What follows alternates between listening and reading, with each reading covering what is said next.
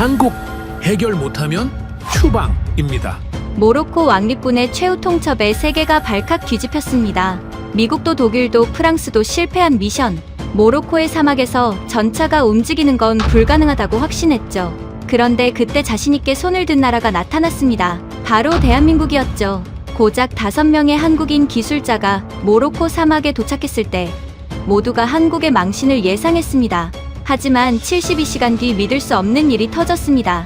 중동의 5개국 왕정이 한국에 도와달라 애원하기 시작했기 때문이죠.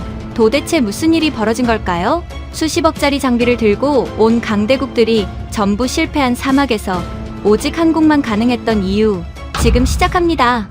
사막이 우리 전차를 삼키고 있었습니다. 비유가 아니에요. 사하라 접경 훈련장에서 한 달간 43건의 중단이 있었거든요. 야간 사격 중 조준 장치가 흔들렸습니다. 엔진이 과열로 꺼졌어요. 12대가 코스 한가운데서 멈췄죠. 정비반은 밤새 뛰었지만 원인을 못 잡았습니다. 먼지인지, 열인지, 습기인지 다 섞여 있었어요. 저는 결론문을 받아들었습니다. 원인 불명, 재현 불가. 저는 압델라티프 엘만수리, 모로코 왕립군 기갑전력 현대화위원회 위원장입니다. 28년간 장갑 전력만 맡아왔어요. 준장 계급장 단지 6년째죠. 사막 훈련의 본질을 안다고 자부해왔습니다. 그런데 그 자부심이 무너지는 데는 보고서 한 장이면 충분했어요. 서명한 앞에서 펜이 멈췄습니다. 여기 서명하면 불가능이 공식이 되는 거였죠. 나바트 국방조달위원회 지하 브리핑룸이었습니다. 참모 6명이 테이블에 앉아 있었어요. 아무도 말이 없었습니다. 스크린에는 중단 로그가 시간대별로 정렬돼 있었죠. 야간 21시에서 23시 사이에 집중돼 있었어요.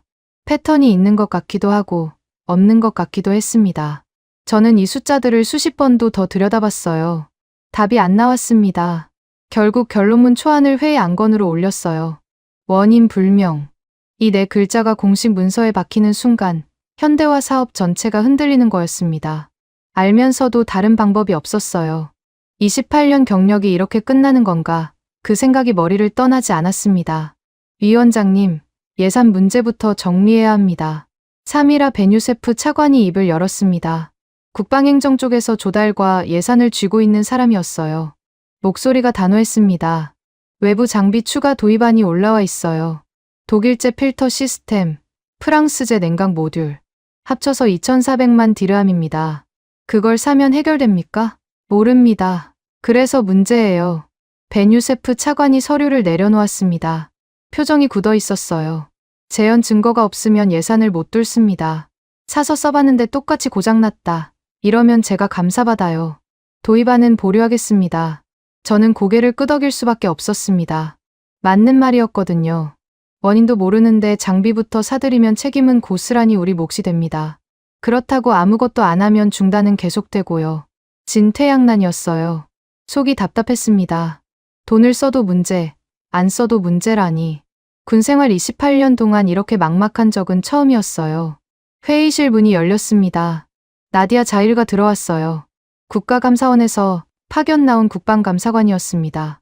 손에 공문 한 장을 들고 있었죠. 분위기가 싸늘해졌어요.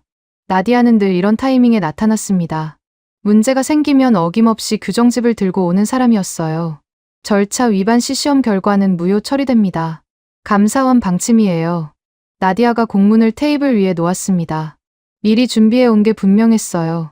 현장에서 임의로 정비 절차를 바꾸거나 미승인 장비를 반입하면 시험 자체가 없던 일이 됩니다. 이건 예고예요. 저는 공문을 훑어봤습니다. 빈틈이 없었어요. 뭘 해보려고 해도 절차를 먼저 밟아야 한다는 뜻이었죠. 현장 개입 권한이 좁아지는 게 느껴졌습니다. 손발이 묶이는 기분이었어요. 나디아가 틀린 건 아니었습니다. 규정대로 하는 거니까요. 그런데 규정대로만 하면 아무것도 못 건드리는 게 현실이었어요.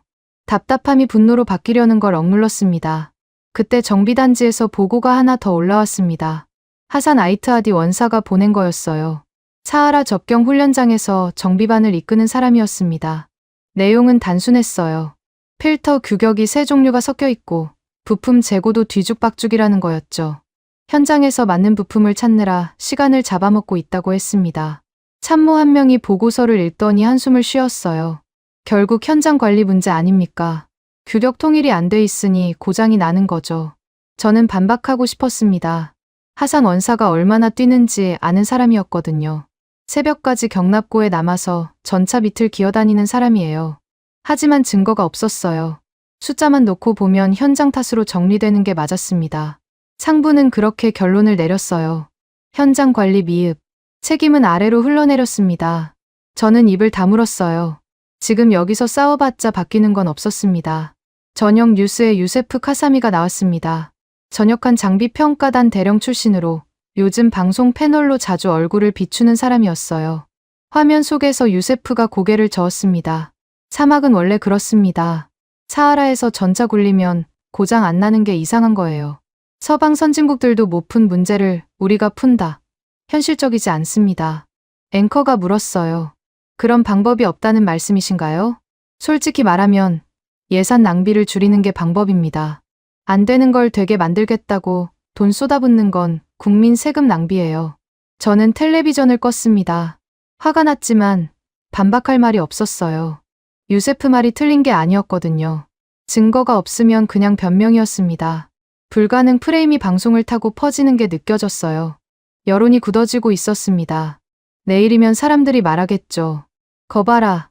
안 되는 거였잖아. 그 말을 들을 생각을 하니 숨이 막혔습니다. 다음 날 아침, 저는 결론문을 다시 펼쳤습니다. 재현 불가. 내 글자가 눈에 박혔어요. 서명하면 끝이었습니다. 그런데 문득 한 가지가 떠올랐어요. 시범 조항이었습니다. 예외 조건으로 제한된 시범을 허용하는 조항이 있었거든요. 저는 펜을 들었습니다. 72시간. 사흘이었어요.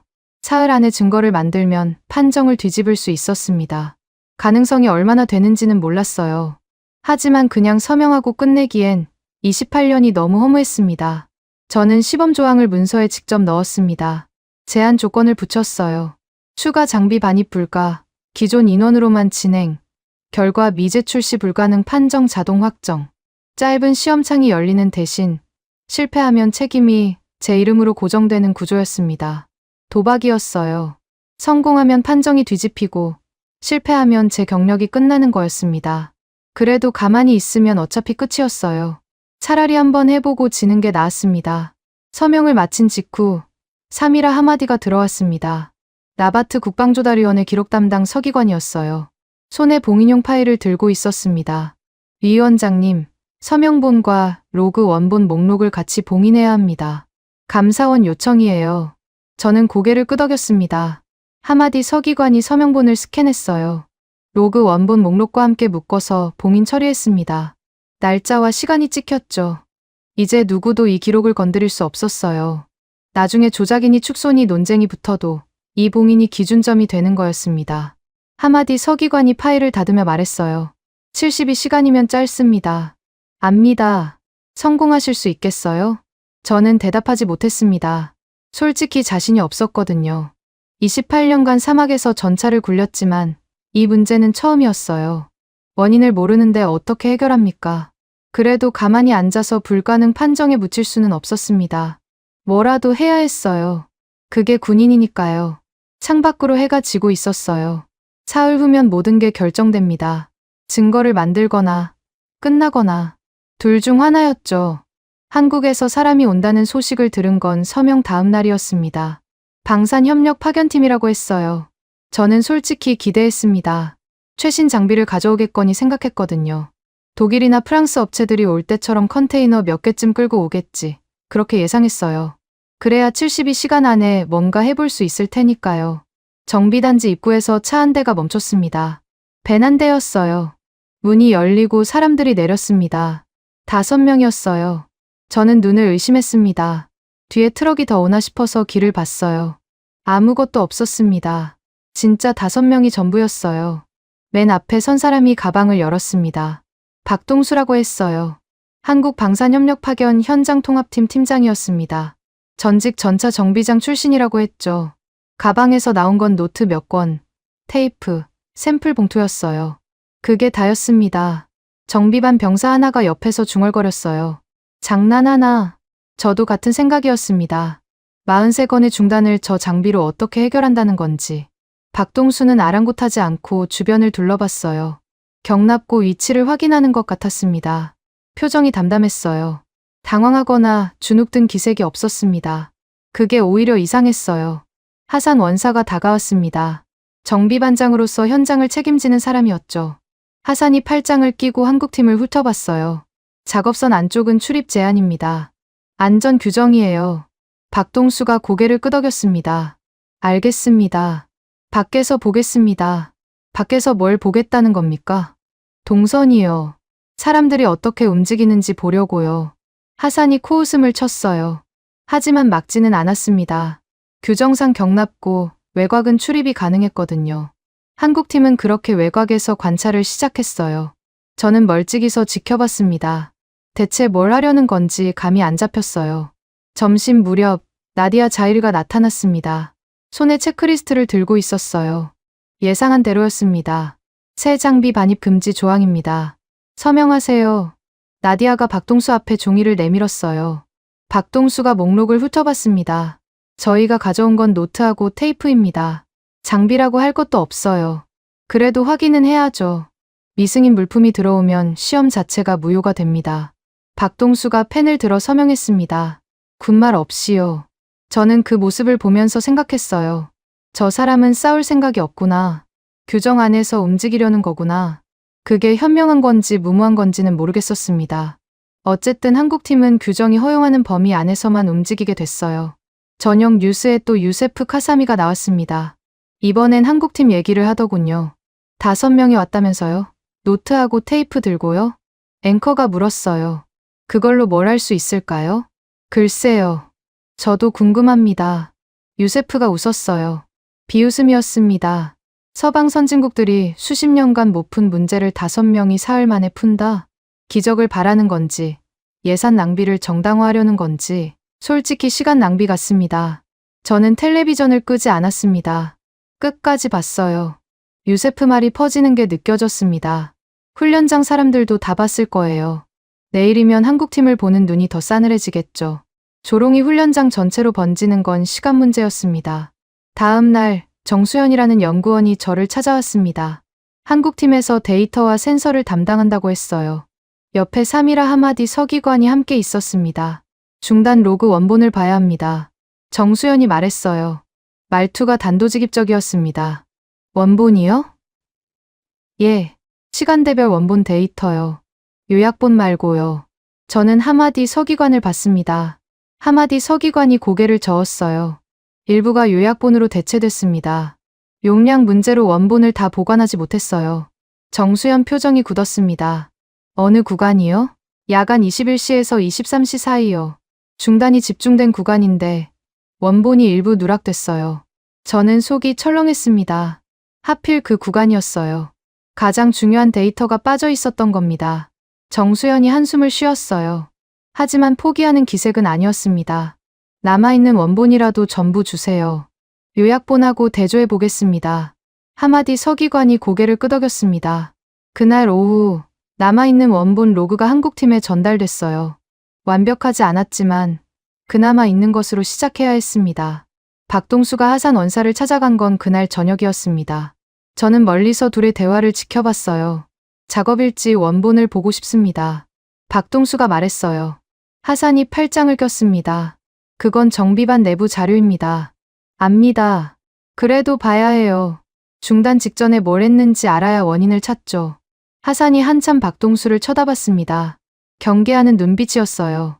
외부인에게 내부 자료를 보여주는 건 부담이 크거든요. 뭔가 문제가 드러나면 책임이 자기한테 돌아올 수 있으니까요. 다 보여달라는 건 무리입니다. 전부 안 봐도 됩니다. 한 분대 것만 보여주세요. 중단이 가장 많았던 분대요. 박동수가 한 발 물러섰어요. 하산 표정이 조금 풀렸습니다. 한 분대만? 예, 그것만 봐도 패턴이 보일 겁니다. 하산이 잠시 생각했어요. 그리고 고개를 끄덕였습니다. 좋습니다. 3분대 일지를 드리죠. 대신 외부 유출은 안 됩니다. 약속합니다. 저는 그 장면을 보면서 조금 놀랐어요. 박동수가 협상을 할 줄 아는 사람이었습니다. 전부를 요구했다가 거절당하는 대신 일부만 요구해서 문을 연 거였죠. 작은 구멍이었지만 그래도 구멍이 생긴 거였어요. 다음 날 올리비에 르누아르가 회의에 참석했습니다. 해외 군수 컨설팅사에서 파견 나온 팀장이었어요. 프랑스 사람이었습니다. 올리비에가 서류를 펼쳤어요. 시범은 표준 프로토콜 범위 안에서 진행해야 합니다. 목소리가 단호했습니다. 표준 프로토콜이요? 예. 기존의 승인된 절차만 사용할 수 있어요. 새로운 방식을 도입하려면 별도 승인이 필요합니다. 그건 최소 2달 걸려요. 저는 속으로 한숨을 쉬었습니다. 72시간 안에 2달짜리 승인을 받을 수는 없었어요. 결국 시범 설계 폭이 더 좁아졌습니다. 한국팀은 기존 절차 안에서만 움직여야 했어요. 새 장비도 못 쓰고, 새 방식도 못 쓰고, 대체 뭘 할 수 있는 건지 모르겠었습니다. 회의가 끝난 뒤, 박동수가 저를 찾아왔어요. 위원장님, 시간이 없습니다. 내일 아침까지 작업일지 분석을 끝내겠습니다. 뭔가 보입니까? 아직 모릅니다. 하지만 패턴은 있을 겁니다.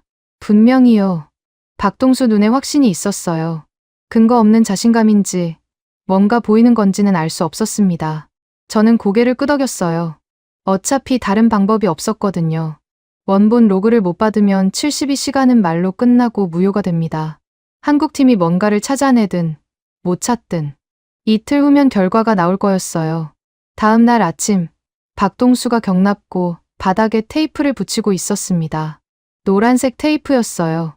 입구에서 시작해서 작업대까지 선을 그었습니다. 정비병들이 지나다니는 길을 따라서요. 저는 멀리서 그 모습을 지켜봤어요. 대체 뭘 하는 건지 이해가 안 됐습니다. 뭘 하는 겁니까? 하산 원사가 다가가서 물었어요. 박동수가 테이프를 뜯으며 대답했습니다. 동선을 보려고요. 사람들이 어디서 막히는지. 동선이 고장하고 무슨 상관입니까? 아직 모릅니다. 그래서 보는 거예요. 하산이 고개를 갸웃했어요. 하지만 막지는 않았습니다. 테이프 붙이는 건 규정 위반이 아니었거든요. 박동수는 1시간 넘게 테이프를 붙였어요. 경납고 입구, 부품 창고 앞, 작업대 주변. 선이 여러 갈래로 뻗어나갔습니다. 끝나고 보니 바닥에 그물 같은 게 생겼어요. 여기서 막힙니다. 박동수가 한 지점을 가리켰어요. 부품 창고 입구였습니다. 선 3개가 한 곳에서 만나고 있었죠. 정비병들이 부품 가지러 올 때 여기서 겹쳐요. 그러면 뒤에 사람이 기다리게 되고 기다리는 동안 해치가 열린 채로 있게 됩니다. 저는 그제야 뭔가 보이기 시작했어요. 병목이었습니다. 사람이 몰리는 구간에서 대기 시간이 생기고 그 시간 동안 전차가 먼지에 노출되는 거였죠. 단순한 동선 문제가 장비 고장으로 이어질 수 있다는 생각은 해본 적이 없었어요. 정수연이 그 사이에 데이터를 정리하고 있었습니다. 중단 로그를 시간대별로 다시 분류하는 작업이었어요. 원본이 일부 누락됐지만 남아있는 것만으로도 패턴을 찾으려는 거였죠. 오후가 되자 정수연이 표 하나를 들고 왔습니다. 이상한 게 있어요. 정수연이 표를 펼쳤어요. 시간대별 중단 건수가 정리돼 있었습니다. 야간 21시에서 22시 사이에 중단이 몰려 있어요. 23시 이후로는 확 줄어듭니다. 그게 왜 이상합니까? 먼지나 열이 원인이면 시간대랑 상관없이 고르게 나와야 해요. 그런데 특정 시간에만 집중돼 있어요. 뭔가 그 시간에만 하는 게 있다는 뜻이에요. 저는 표를 들여다봤습니다. 정수연 말이 맞았어요. 21시에서 22시 사이에 중단이 18건이었고 23시 이후로는 3건뿐이었어요. 차이가 너무 컸습니다. 우연이라고 보기 어려웠죠. 저는 하산 원사를 불렀습니다. 야간 작업 습관을 물어봐야 했거든요. 21시에서 22시 사이에 특별히 하는 게 있습니까? 하산이 잠시 생각했어요. 그 시간이 교대 시간입니다. 주간조가 빠지고 야간조가 들어와요. 교대할 때 뭘 합니까? 인수인계요. 장비 상태 확인하고 해치 열어서 내부 점검하고 보통 30분에서 1시간 정도 걸려요. 정수연이 고개를 끄덕였어요. 그 시간 동안 해치가 열려 있는 거죠? 예. 점검하려면 열어야 하니까요. 밖에서 작업합니까? 안에서 작업합니까? 밖이요. 경납고 앞 공터에서 해요. 안은 좁아서. 저는 그제야 연결이 됐습니다. 교대 시간에 해치를 열고 밖에서 점검하고 그 사이에 먼지가 들어가는 거였어요. 야간이라 바람이 불면 모래가 날리거든요. 점검 시간이 길어질수록 먼지 유입량이 늘어나는 구조였습니다. 습관이 변수였어요. 정수연이 중얼거렸습니다. 저도 같은 생각이었어요. 장비 결함이 아니라 작업 습관이 문제였던 겁니다. 28년간 이런 건 생각도 못 해봤어요. 부품이 고장나면 부품을 바꾸는 게 당연하다고 생각했거든요. 그런데 부품이 아니라 사람의 움직임이 원인일 수도 있다니. 박동수가 경납고 새 지점에서 먼지 샘플을 채취했습니다. 입구, 작업대 앞, 부품 창고 앞이었어요. 샘플 봉투에 위치와 시간을 적었습니다. 단순한 작업이었지만 저는 그게 중요하다는 걸 알았어요. 먼지가 어디서 들어오는지 경로를 잡으려는 거였거든요. 입구 쪽 농도가 가장 높습니다. 박동수가 봉투를 들어 보였어요. 바람이 이쪽에서 불어요. 입구가 바람바지 방향이에요. 해치를 입구 쪽에서 열면 먼지가 바로 들어갑니다. 그럼 반대쪽에서 열면 됩니까? 그것만으론 부족해요. 여는 시간도 줄여야 하고 여는 순서도 바꿔야 합니다. 한 가지만 고쳐서는 안 돼요. 저는 고개를 끄덕였습니다. 단순한 문제가 아니었어요. 동선, 대기 시간, 개방 순서, 세 가지가 얽혀 있었습니다. 하나만 바꿔서는 효과가 없고 셋을 동시에 바꿔야 했어요. 복잡했지만 그래도 실마리가 잡힌 거였습니다. 3일아 하마디 서기관이 오후에 작업일지를 가져왔습니다. 요약 로그와 대조하는 작업이었어요. 정수현과 함께 한 줄씩 비교했습니다. 시간이 오래 걸렸어요. 해가 질 무렵에야 결과가 나왔습니다. 찾았어요. 정수현이 종이를 들었어요. 중단 직전에 공통으로 하는 행동이 있어요. 해치 개방 후 15분 이상 대기. 17건 중 15건이 이 패턴이에요. 15분이요? 예. 해치를 열고 부품 가지러 가거나 교대 인수인계를 하거나 그 사이에 15분 넘게 열어두면 중단 확률이 확 올라가요. 저는 숫자를 봤습니다. 17건 중 15건. 88%였어요. 우연이라고 하기엔 너무 높았습니다. 해치 개방 시간이 핵심 변수라는 게 숫자로 잡힌 거였어요. 하마디 서기관이 결과를 기록했습니다. 이걸 보고서에 넣을까요? 아직요. 가설일 뿐이에요. 시범에서 검증해야 합니다. 정수현이 신중하게 대답했어요. 맞는 말이었습니다. 패턴이 보인다고 해서 바로 결론을 내릴 수는 없었어요. 실제로 해치 개방 시간을 줄였을 때 중단이 줄어드는지 확인해야 했습니다. 저녁 회의에 올리비에 르누아르가 참석했습니다. 분석 결과를 공유하는 자리였어요. 박동수가 동선 분석 결과를 설명하고 정수현이 시간대별 패턴을 보여줬습니다. 올리비에는 팔짱을 낀 채 듣고 있었어요. 표정이 회의적이었습니다. 흥미로운 분석이군요. 올리비에가 말했어요. 하지만 톤이 차가웠습니다. 그런데 현장 변수는 통제가 안 됩니다. 동선을 바꾸고 시간을 줄인다고 해서 먼지가 안 들어가는 게 아니에요. 바람 방향도 바뀌고 습도도 바뀌고 사막은 사막입니다. 알고 있습니다. 박동수가 대답했어요. 그래서 다 통제하려는 게 아닙니다. 통제 가능한 변수만 잡으려는 거예요. 통제 가능한 변수요? 동선, 대기 시간, 개방 순서. 이 세 가지는 사람이 바꿀 수 있어요. 바람이나 습도는 못 바꾸지만 이건 바꿀 수 있습니다. 올리비에가 고개를 저었어요. 그래도 결과가 나온다는 보장이 없잖습니까? 시범을 해봤자 실패하면 시간 낭비예요. 실패할 수도 있습니다. 하지만 안 해보면 영원히 모르죠. 박동수 목소리가 담담했어요.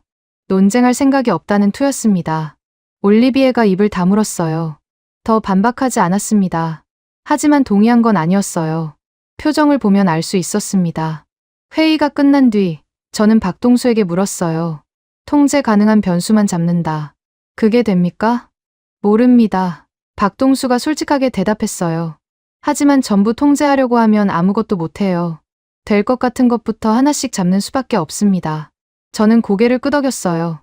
맞는 말이었습니다. 완벽한 해결책을 찾으려다 아무것도 못하는 것보다 될 것 같은 것부터 시도하는 게 나았어요. 28년간 저는 완벽한 답을 찾으려고만 했던 것 같았습니다. 그래서 늘 제자리였던 거였죠. 패턴은 잡혔습니다. 동선, 대기 시간, 개방 순서. 세 가지가 먼지 유입을 키우는 원인이었어요. 하지만 이게 공식 시험으로 승인되지 않으면 결과가 나와도 우연으로 처리될 거였습니다. 다음 단계는 승인이었어요. 72시간 중 하루가 지났습니다. 이틀 남았어요. 다음 날 아침, 박동수가 문서 한 장을 들고 왔습니다. 원인 후보를 정리한 거였어요. 저는 내용을 읽었습니다. 동선 병목, 해치 개방 대기 시간, 실 점검 순서, 이 세 가지가 먼지 유입을 키운다. 한 문장이었어요. 어제까지 분석한 내용을 한 줄로 압축한 거였습니다. 저는 고개를 끄덕였어요. 명확했습니다. 하지만 동시에 불안했어요. 부품 문제가 아니라 절차 문제라는 겁니까? 예, 부품은 멀쩡해요.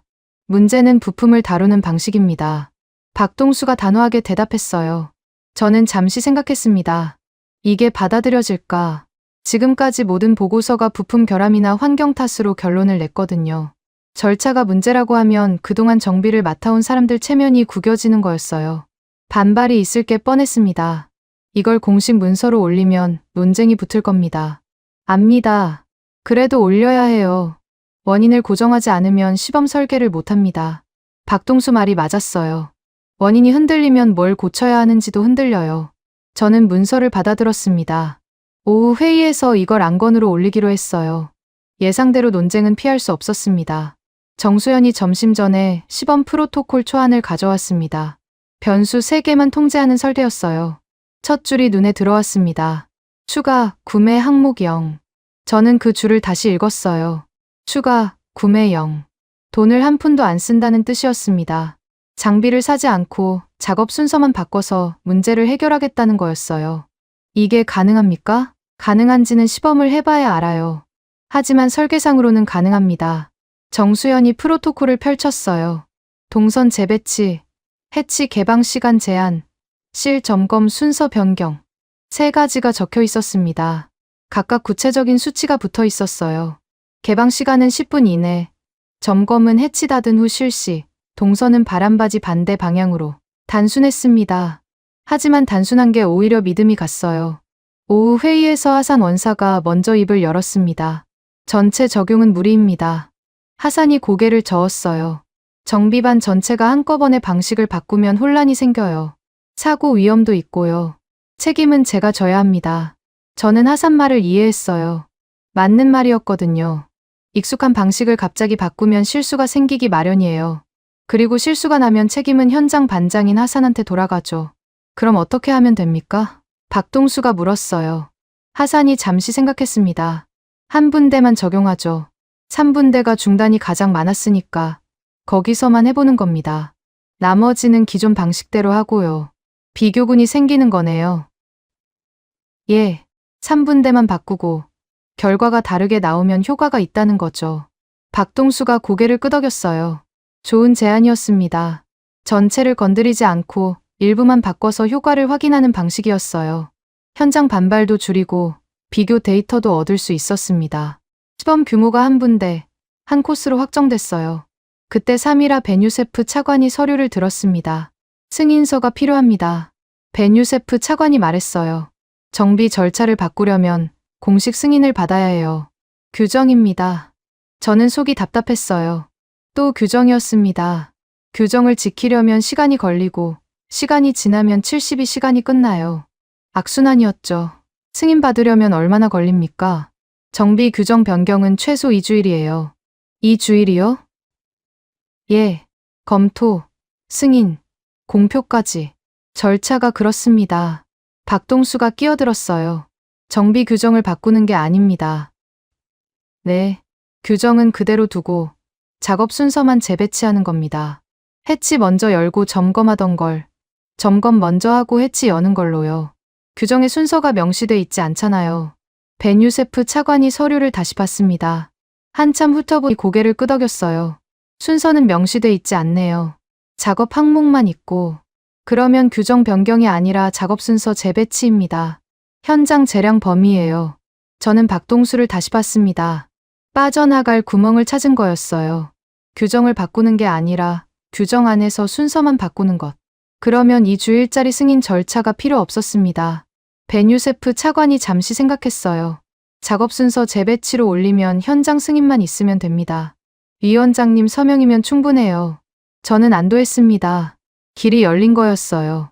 표현 하나 바꿨을 뿐인데 절차가 확 줄었습니다. 나디아 자이르가 그 순간 손을 들었어요. 예상했던 대로였습니다. 시범 결과는 사전 제출 양식으로 기록해야 합니다. 감사원 규정이에요. 나디아가 양식을 꺼냈어요. 빈칸이 빼곡한 서류였습니다. 시험 전 조건, 시험 중 변수, 시험 후 결과, 세 단계로 기록해야 해요. 양식이 다르면 결과를 인정할 수 없습니다. 정수연이 양식을 받아들었어요. 한참 훑어봤습니다. 이 양식대로 기록하면 됩니까? 예, 빈칸 없이 다 채워야 해요.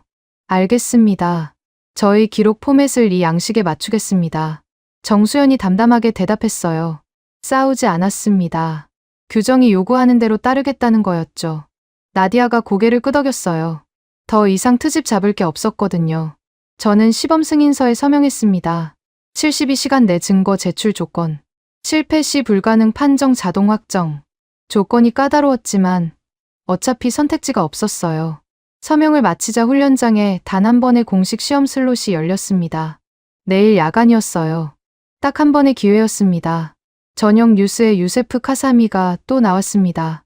이번엔 시범 소식을 다루더군요. 시범을 한다고 들었습니다. 한 군데만요. 앵커가 물었어요. 성공 가능성이 있을까요? 글쎄요. 성공해도 우연이라고 할 겁니다. 유세프가 어깨를 으쓱했어요. 한 군데, 한 번 시험이잖아요. 그게 성공한다고 해서 전체가 되는 건 아니에요. 표본이 너무 작아요. 통계적으로 의미 없습니다. 그럼 실패할 거라고 보시나요? 실패해도 당연한 거고, 성공해도 우연인 거죠. 어느 쪽이든 증명이 안 돼요. 저는 텔레비전을 껐습니다. 유세프가 미리 깔아두는 거였어요. 성공해도 우연이라고. 여론전이 이미 시작된 거였습니다. 내일 시험이 성공해도 이 프레임을 뚫어야 했어요. 한 번으로는 부족하다는 공격이 기다리고 있었습니다. 밤에 사미라 하마디 서기관이 마지막 봉인 작업을 했습니다. 체크리스트 한 장과 로그 기록 양식을 함께 묶었어요. 날짜와 시간을 찍고 봉인했습니다. 이제 누가 시험에도 같은 방식으로 기록해야 합니다. 하마디 서기관이 말했어요. 양식이 고정됐으니까요. 나중에 다른 분대가 해도, 다른 부대가 해도 이 양식대로 해야 비교가 돼요. 저는 봉인된 파일을 봤습니다. 체크리스트 한 장. 단순했어요. 하지만 이게 기준이 되는 거였습니다. 누구나 따라할 수 있는 방식으로 기록하면 우연이라는 공격을 막을 수 있었어요. 한 번이 아니라 여러 번 같은 결과가 나오면 우연이 아니라 규칙이 되니까요. 창밖이 어두워졌습니다. 내일 야간 시험이었어요. 단 한 번의 기회. 성공하면 판정이 흔들리고 실패하면 모든 게 끝나는 거였습니다. 저는 서명한 승인서를 다시 봤어요. 제 이름이 거기 찍혀 있었습니다. 이제 물러설 곳이 없었어요. 야간 시험 당일이었습니다. 해가 지고 훈련장에 어둠이 내렸어요. 사하라 접경 특유의 건조한 바람이 불었습니다. 모래가 날렸어요. 평소 같으면 최악의 조건이었습니다. 하지만 오늘은 달랐어요. 이 조건에서 결과를 내야 했거든요. 좋은 날씨에 성공하면 의미가 없었습니다. 하산 원사가 3분대를 집합시켰습니다. 정비병 8명이었어요. 하산이 체크리스트를 나눠줬습니다. 어제 봉인한 그 한 장이었어요. 오늘부터 이대로 합니다. 순서 바꾸지 마세요. 하산이 단호하게 말했어요. 정비병들이 체크리스트를 훑어봤습니다. 표정이 어리둥절했어요. 익숙한 방식과 달랐거든요. 해치를 나중에 열라고요? 한 병사가 물었어요. 예, 점검 먼저 하고 해치는 마지막에 여세요. 열면 10분 안에 닫아야 해요. 10분이요? 그 안에 다 못하면요? 닫고 다시 여세요. 한 번에 10분 넘기지 마세요. 병사들이 고개를 갸웃했어요. 왜 그래야 하는지 이해 못하는 눈치였습니다. 하산이 설명을 덧붙였어요. 해치 열린 시간이 길수록 먼지가 들어가요. 10분 안에 닫으면 유입량이 확 줄어듭니다. 그게 핵심이에요. 병사들이 고개를 끄덕였습니다. 완전히 납득한 건 아니었지만 일단 따르기로 한 거였어요. 하산의 명령이니까요. 저는 멀리서 그 모습을 지켜봤습니다. 체크리스트 한 장이 현장에 적용되는 순간이었어요. 정수연이 경납고 한쪽에 기록 장비를 세팅했습니다. 노트북과 타이머였어요. 시험 전 조건을 기록하기 시작했습니다. 온도, 습도, 풍속, 먼지 농도, 숫자가 하나씩 채워졌어요. 시험 전 조건 기록 완료했습니다. 정수연이 말했어요. 시험 후에도 같은 항목으로 기록할게요. 조건이 동일하다는 걸 문서로 남겨야 합니다. 저는 고개를 끄덕였어요. 나중에 조건이 달랐다는 공격을 막으려면 기록이 중요했거든요. 시험 전후로 조건이 같았다는 걸 숫자로 보여줘야 했습니다. 박동수가 경납고 입구에 섰습니다. 동선을 직접 감독하려는 거였어요. 정비병들이 움직이기 시작했습니다. 평소와 다른 순서였어요. 점검을 먼저 하고 부품을 미리 챙기고 해치는 맨 마지막에 열었습니다. 지금 여세요. 박동수가 시계를 보며 말했어요. 병사가 해치를 열었습니다. 8분 30초. 닫으세요. 병사가 해치를 닫았어요. 10분이 안 됐습니다. 박동수가 시간을 기록했어요. 이 과정이 반복됐습니다. 전차 4대를 순서대로 점검했어요. 모든 해치 개방 시간이 10분 이내였습니다. 올리비에 르누아르가 팔짱을 낀 채 지켜보고 있었어요. 관찰자 자격으로 참석한 거였습니다. 표정이 회의적이었지만 뭐라고 하진 않았어요. 절차대로 하고 있었거든요. 트집 잡을 게 없었습니다. 절차는 준수하고 있군요. 올리비에가 중얼거렸어요. 저는 그 말을 들었습니다. 인정하는 건 아니었지만 부정하지도 못하는 거였어요. 나중에 절차 위반이라고 공격할 수 없게 된 거였습니다. 관찰자가 직접 봤으니까요. 자정이 넘었습니다. 야간 훈련이 본격적으로 시작됐어요. 전차 4대가 사격 코스로 나갔습니다. 3분대가 정비한 전차들이었어요. 저는 훈련장 지휘소에서 대시보드를 지켜봤습니다. 중단 로그가 뜨는 화면이었어요. 평소 같으면 이 시간대에 경고가 하나둘 뜨기 시작했습니다. 21시에서 23시 사이가 가장 많았거든요. 시계가 22시를 넘겼습니다.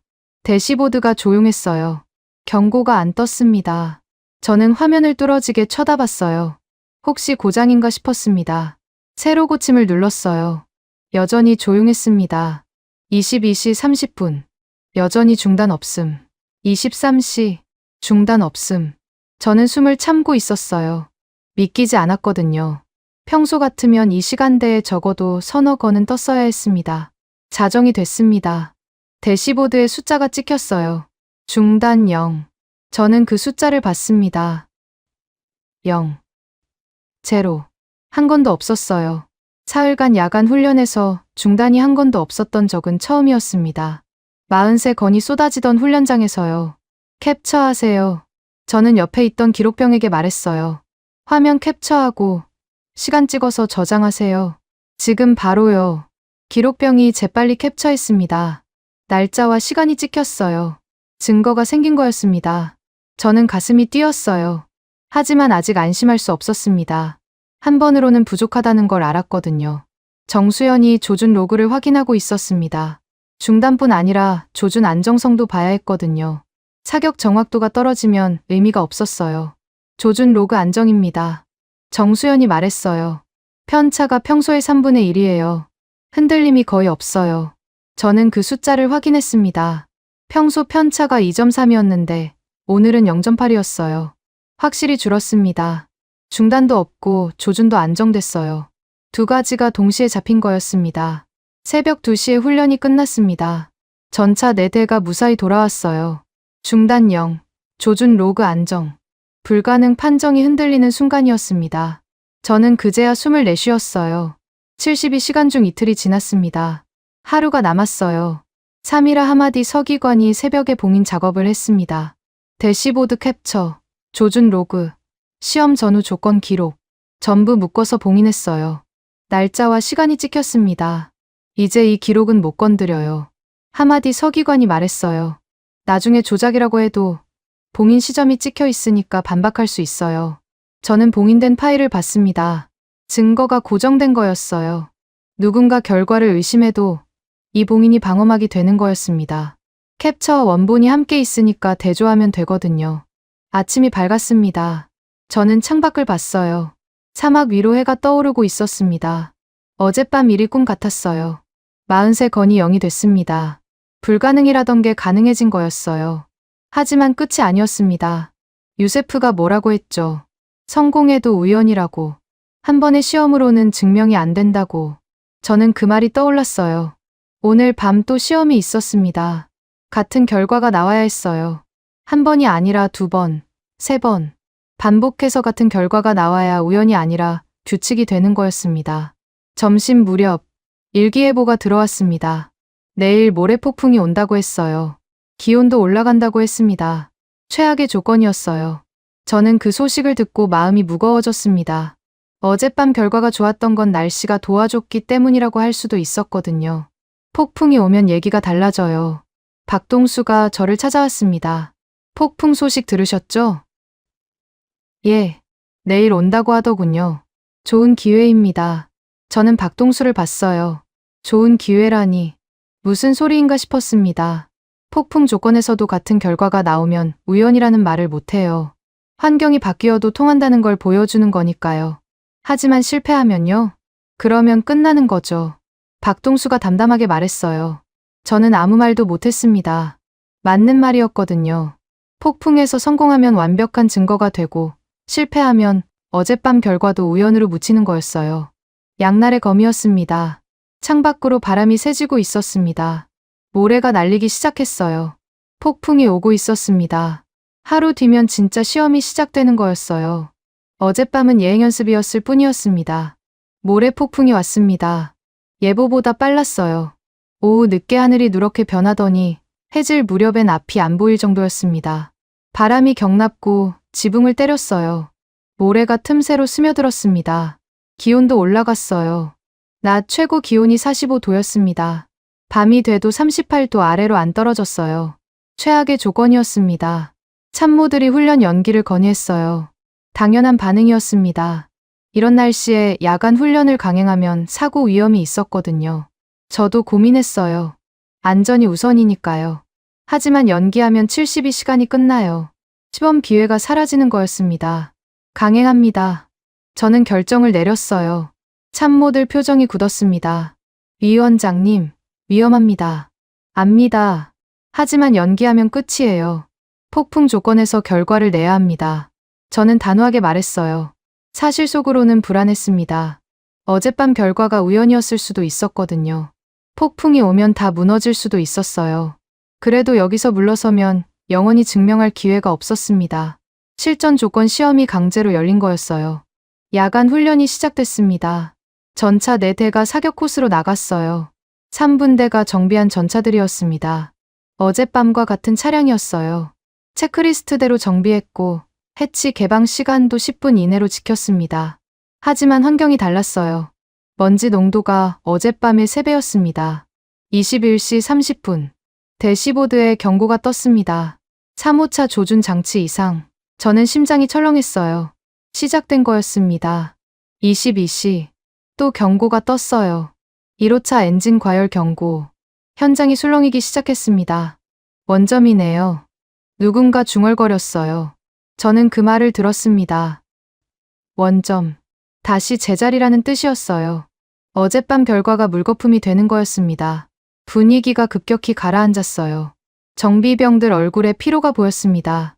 이틀 밤을 새운 거였거든요. 여기서 실패하면 그 노력이 다 헛수고가 되는 거였어요.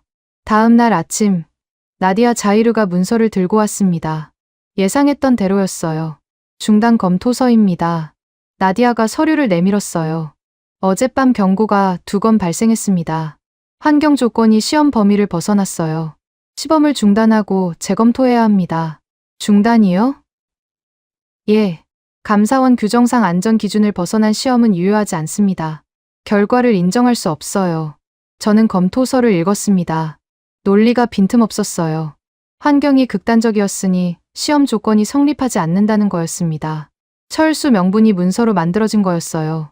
여기 서명하면 시범이 공식적으로 끝나는 거였습니다. 점심 뉴스에 유세프 카사미가 나왔습니다. 폭풍 소식을 다루고 있었어요. 어젯밤 경고가 다시 떴다면서요?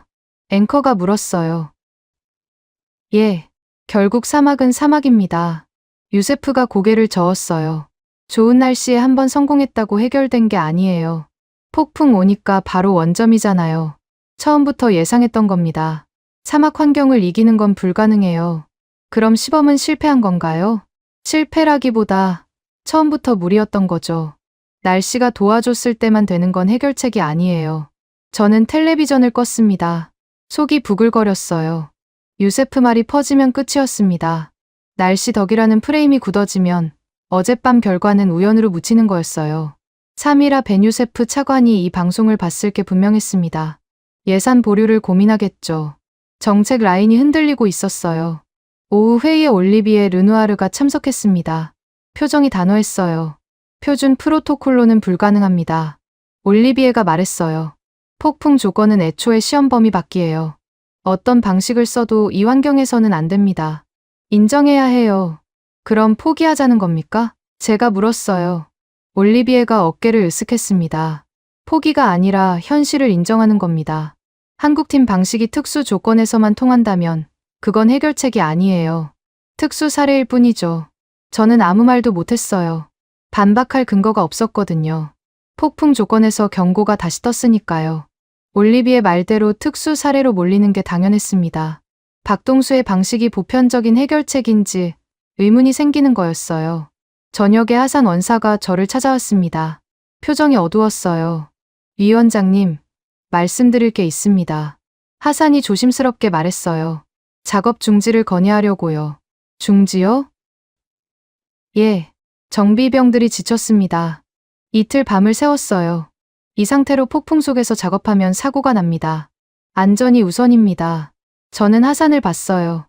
맞는 말이었습니다. 사람이 먼저였어요. 아무리 결과가 중요해도 사고가 나면 소용없었거든요. 하산이 현장 책임자로서 당연히 해야 할 말이었습니다. 포기 유혹이 현실적인 명분을 얻은 거였어요. 안전. 이보다 더 정당한 이유가 어디 있겠습니까? 저는 잠시 눈을 감았어요. 머릿속이 복잡했습니다. 여기서 중단하면 모든 게 끝나요. 하지만 강행하다 사고가 나면 그것도 끝이었습니다. 어느 쪽을 선택해도 막다른 길이었어요. 그때 박동수가 회의실로 들어왔습니다. 위원장님, 제안이 있습니다. 박동수가 말했어요. 저는 고개를 들었습니다. 폭풍 조건용 규칙을 따로 만들면 됩니다. 따로요? 예, 지금 체크리스트는 평시용이에요. 폭풍이 오면 조건이 달라지니까 규칙도 달라져야 해요. 2단 체크리스트를 만드는 겁니다. 저는 박동수를 봤어요. 무슨 말인지 이해가 안 됐습니다. 평시에는 해치 개방 10분이었잖아요. 폭풍 때는 5분으로 줄이는 겁니다.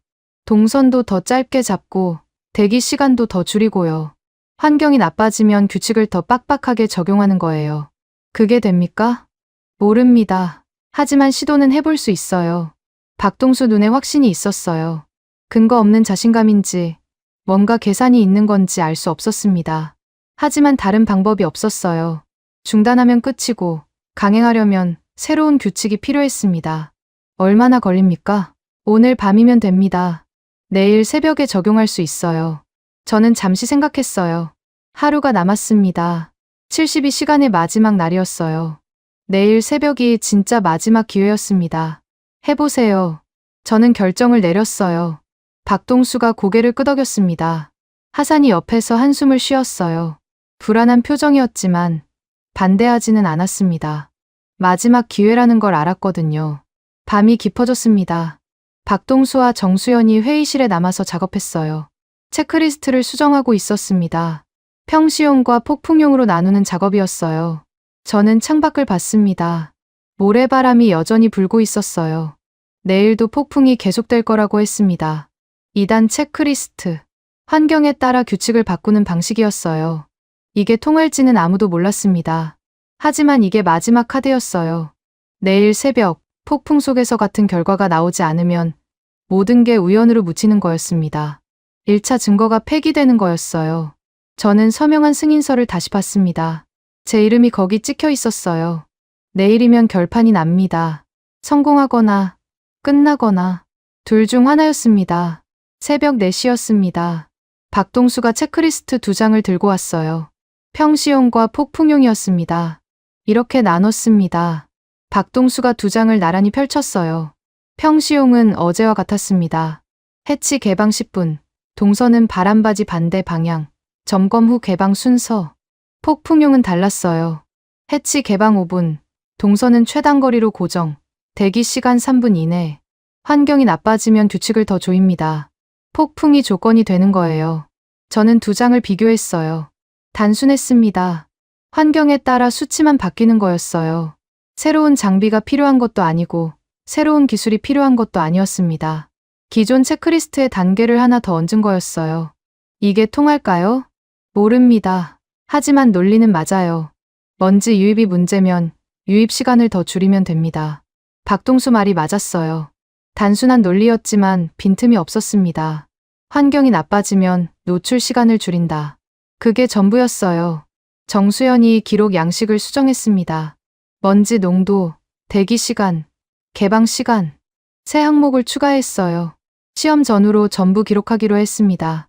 이렇게 하면 나중에 조건이 달랐다는 공격을 막을 수 있어요. 정수연이 말했어요.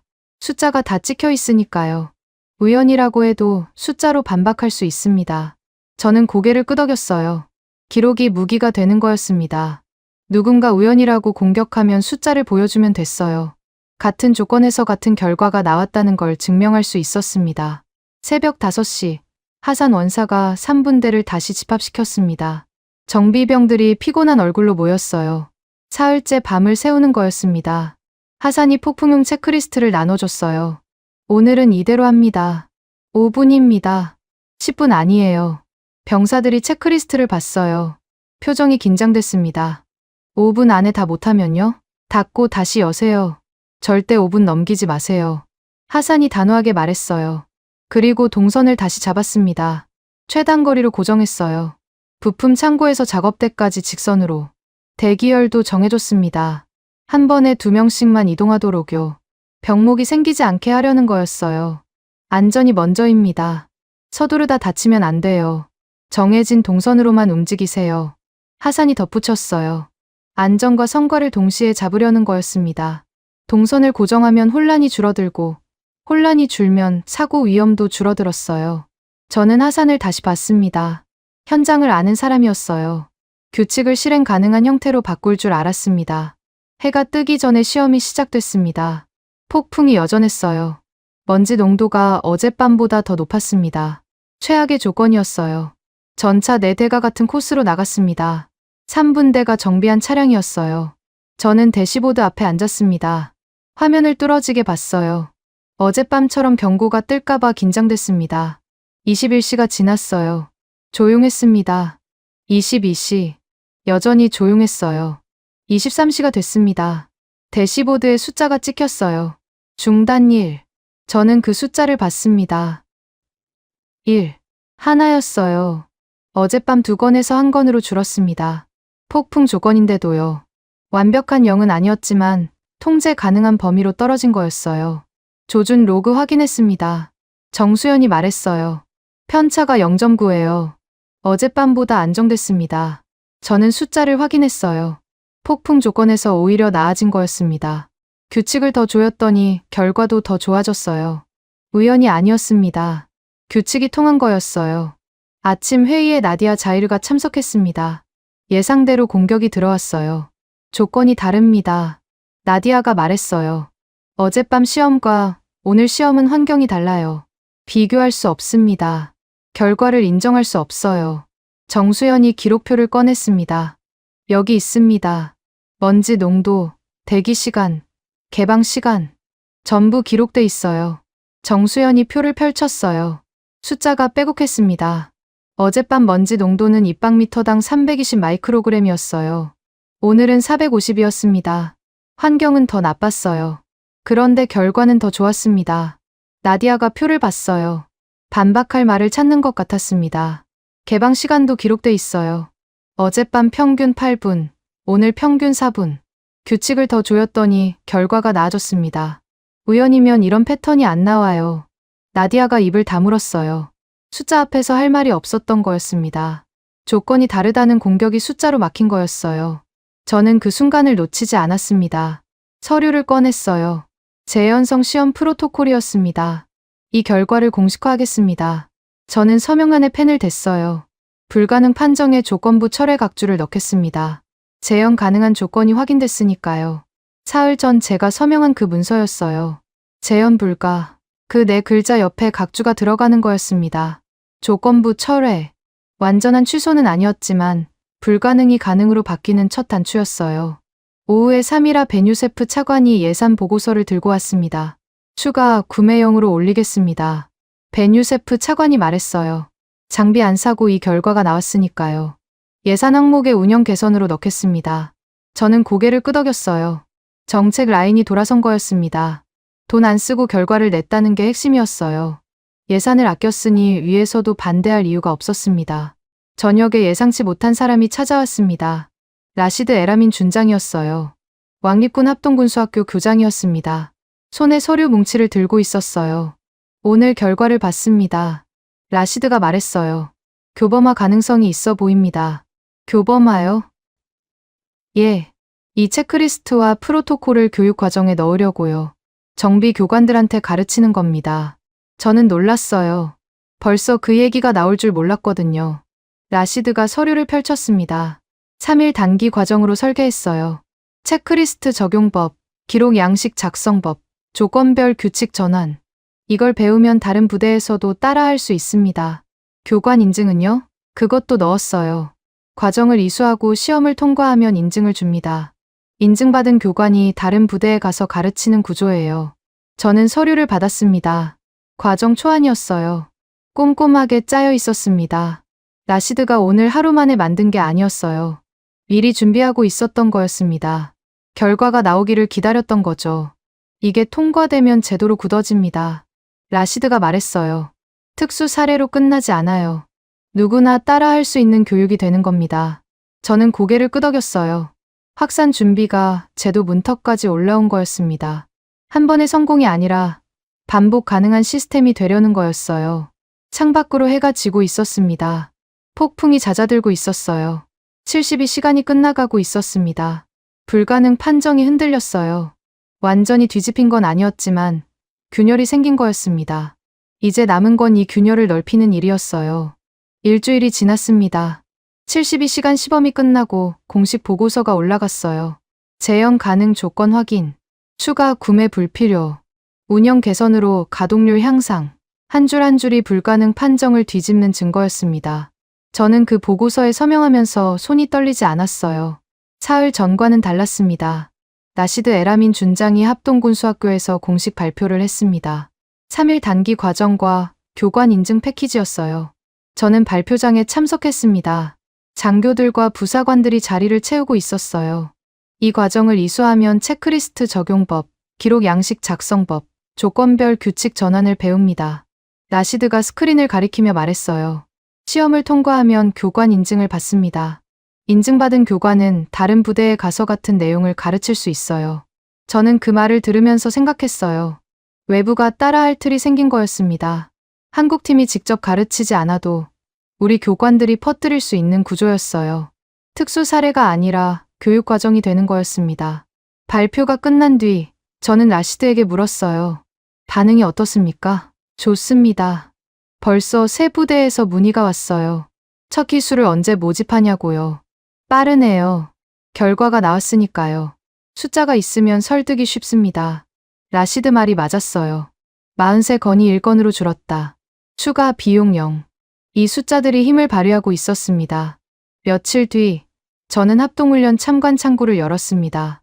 시험 조건을 공개하기로 한 거였어요. 체크리스트, 기록 양식, 프로토콜.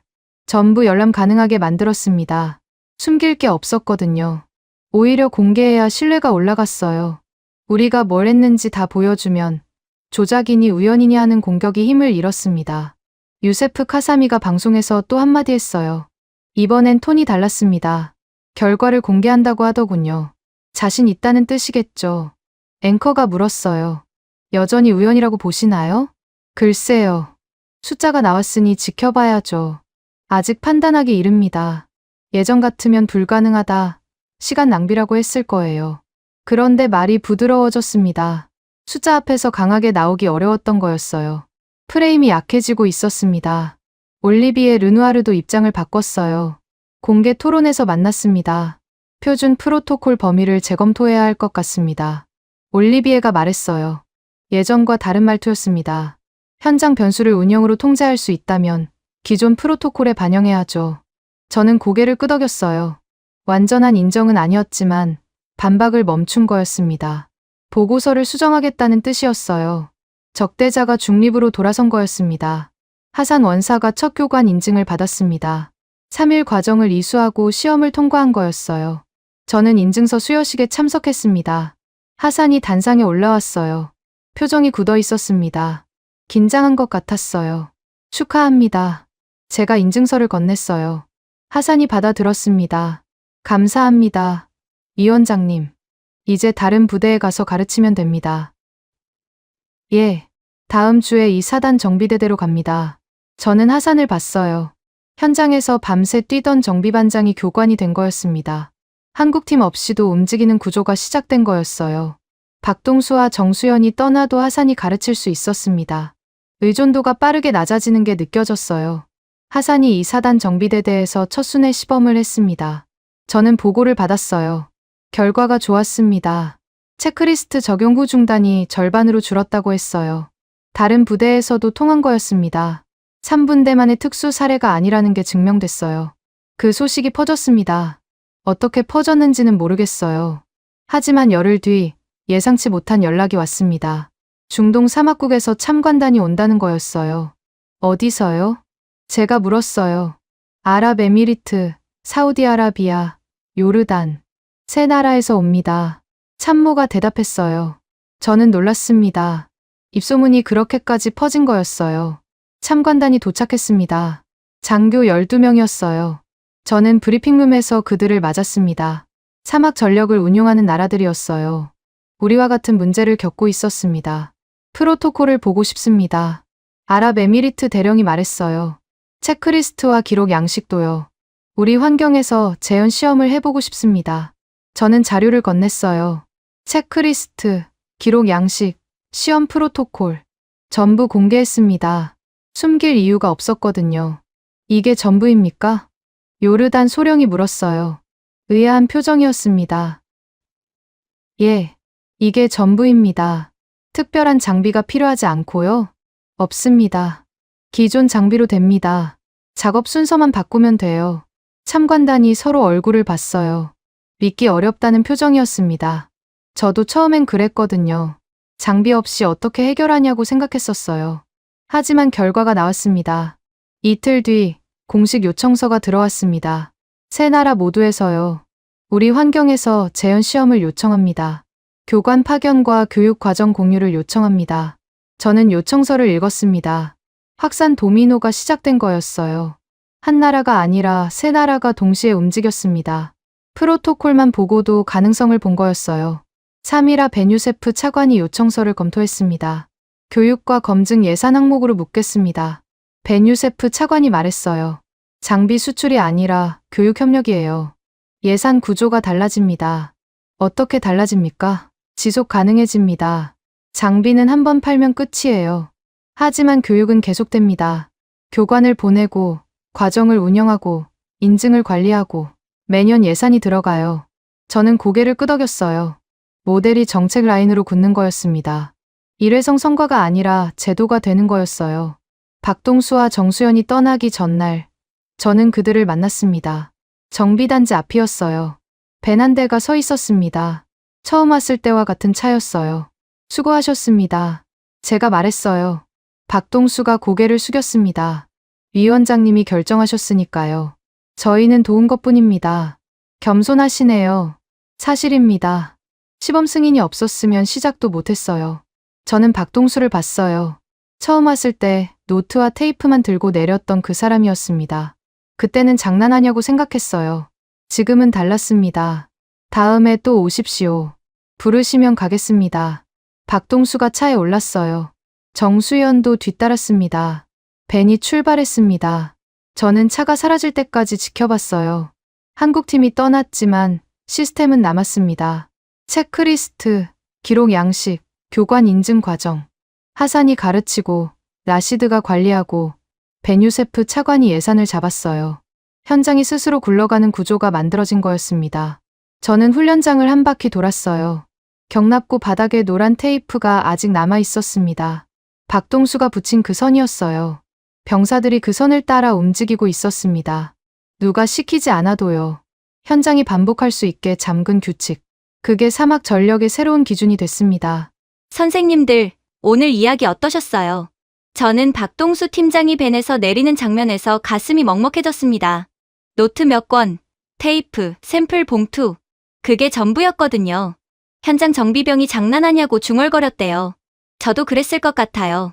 그런데 그 사람들이 사흘 만에 43건을 0으로 만들었습니다. 장비를 안 사고요. 작업 순서만 바꿔서요. 중동 세나라가 공식 요청서를 냈을 때 저는 목이 메었습니다. 우리가 해낸 겁니다. 저는 젊은 세대입니다. 솔직히 고백하겠습니다. 저는 이런 일이 가능한 줄 몰랐어요. 돈 없이, 장비 없이 사람 5명이 사막을 이긴다고요? 믿기 어려웠습니다. 그런데 이게 어디서 나온 걸까요? 저는 선생님들 세대에서 나왔다고 생각합니다. 50년 전 독일 탄광에서 곡괭이를 드셨던 분들, 40년 전 중동 사막에서 파이프를 이으셨던 분들, 30년 전 구로공단에서 기름때 묻은 손으로 납땜 하셨던 분들, 그분들이 없으면 오늘 이야기도 없어요. 한국이 뭔가 해낸다는 걸 세상에 처음 보여주신 분들이시거든요. 사막먼지 속에서 눈이 따가워도 손이 갈라져도 집에 전화 한 통 못해도 버티셨잖아요. 그게 지금 우리 기술력의 뿌리입니다. 선생님들, 혹시 요즘 이런 생각 하시나요? 나는 늙었다. 나는 한 게 없다. 젊은 사람들이 다 해냈다. 그렇게 생각하시면 안 됩니다. 선생님들 얼굴에 새겨진 주름, 그게 훈장이에요. 손에 박힌 굳은 살, 그게 대한민국을 만든 증거입니다. 오늘 박동수 팀장이 모로코에서 인정받은 건 선생님들이 50년 전에 닦아놓은 길 위에서 가능했던 거예요. 선생님들이 영웅입니다. 진짜로요. 저는 앞으로도 이런 이야기를 찾아서 들려드리겠습니다. 선생님들의 말동무가 되고 싶어요. 외로우실 때, 심심하실 때 라디오 틀듯이 찾아주세요. 저 여기 있겠습니다. 요즘 많이 춥죠? 목도리 꼭 하시고요. 장갑도 챙기세요. 손 시리면 주머니에 넣지 마시고 장갑 끼셔야 해요. 넘어지면 큰일 나거든요. 따뜻한 국물 드시고 아프신 데 있으면 병원 가세요. 미루지 마시고요. 존경하고 감사하고 사랑합니다. 세계를 놀라게 한 대한민국, 다음 영상에서도 계속됩니다. 지금까지 여러분의 영원한 말동무, 감동을 더하다였습니다. 세계를 놀라게 한 대한민국, 다음 영상에서도 계속됩니다.